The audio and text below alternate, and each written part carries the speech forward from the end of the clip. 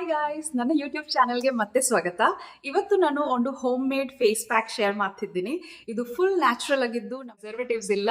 ಇದನ್ನ ಯೂಸ್ ಮಾಡಿದ್ರೆ ಟ್ಯಾನ್ ಕಡಿಮೆ ಆಗುತ್ತೆ, ಸ್ಕಿನ್ ಚೆನ್ನಾಗಿರುತ್ತೆ, ರಿಂಕಲ್ಸ್ ಕೂಡ ಕಡಿಮೆ ಆಗೋಕೆ ಸಹಾಯ ಆಗುತ್ತೆ ಮತ್ತು ಯಾವುದೇ ಸೈಡ್ ಎಫೆಕ್ಟ್ಸ್ ಇಲ್ಲ. Let's go. ಎಲ್ರಿಗೂ ನಮಸ್ಕಾರ.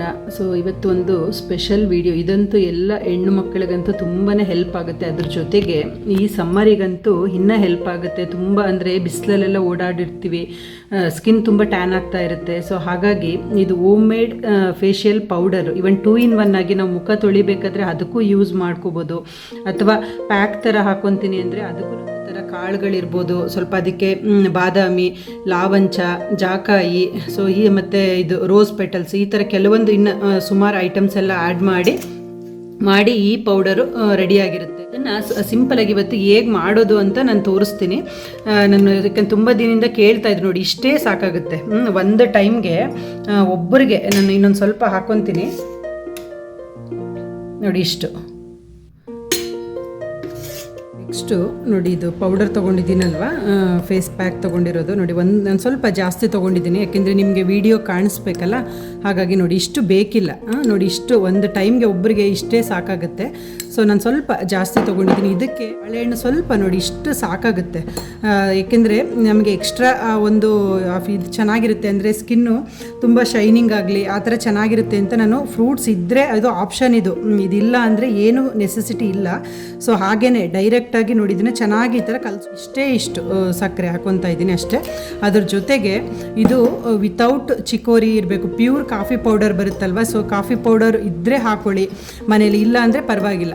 ಅಂದರೆ ಏನು ಮಿಕ್ಸ್ ಇರಬಾರ್ದು. ಈಗ ನೀವೇನೇ ಸೀಡ್ಸ್ ಎಲ್ಲ ತಂದೇನಾದರೂ, ಯಾಕೆಂದರೆ ಈಗ ನಾನು ಕಾಫಿಗೆ ವಿತೌಟ್ ನಾವೇ ಸೀಡ್ಸ್ ಅಂದರೆ ಬೀಜಗಳು ತಂದು ಮಾಡಿಸ್ಕೊಳ್ಳೋದು, ಹಾಗಾಗಿ ನಾನು ಪ್ಯಾಕೆಲ್ಲ ಬರುತ್ತಲ್ಲ, ಪ್ಯಾಕಲ್ಲಿ ತರಲ್ಲ, ಹಾಗಾಗಿ ಪ್ಯೂರ್ ಇರುತ್ತಲ್ವ ಅಂತ ನಾನು ಸ್ವಲ್ಪ ಇದನ್ನು ನೋಡಿ ಇಷ್ಟು ಆ್ಯಡ್ ಮಾಡ್ಕೊತಾ ಇದ್ದೀನಿ ಅಷ್ಟೇ.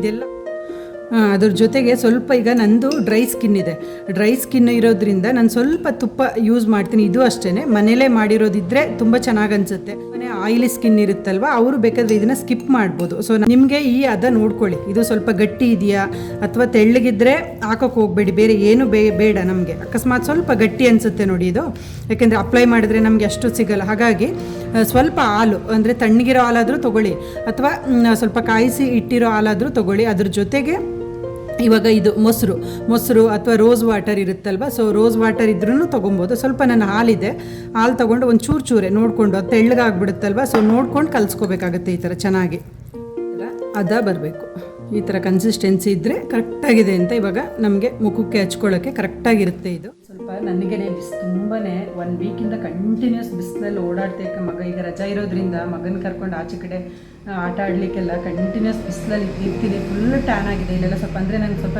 ಪಿಗ್ಮೆಂಟೇಷನ್ ಎಲ್ಲ ಇತ್ತು ಮುಂಚೆನೇ, ಬಟ್ ಸ್ವಲ್ಪ ಈಗ ಒಂಚೂರು ನೋಡಿ, ಅದಕ್ಕೆ ಜಸ್ಟ್ ಏನಿಲ್ಲ, ಈ ಥರ ಅಪ್ಲೈ ಮಾಡ್ಕೊಳ್ಳೋದು ಅಷ್ಟೇ.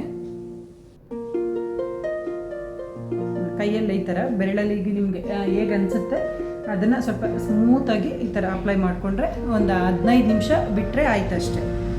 ನೋಡಿ ಈ ಥರ ನಾನು ಇಷ್ಟು ತೊಗೊಂಡು ಅಪ್ಲೈ ಮಾಡ್ಕೊತಾ ಇದ್ದೀನಿ ನೋಡಿ. ಇವಾಗ ಎಷ್ಟು ಕ್ಲೀನಾಗಿ, ಎಷ್ಟು ಒಂದು ಎಷ್ಟು ಫ್ರೆಶ್ ಆಗಿದೆ ಅಂದರೆ ಒಂಥರ ಖುಷಿಯಾಗುತ್ತೆ.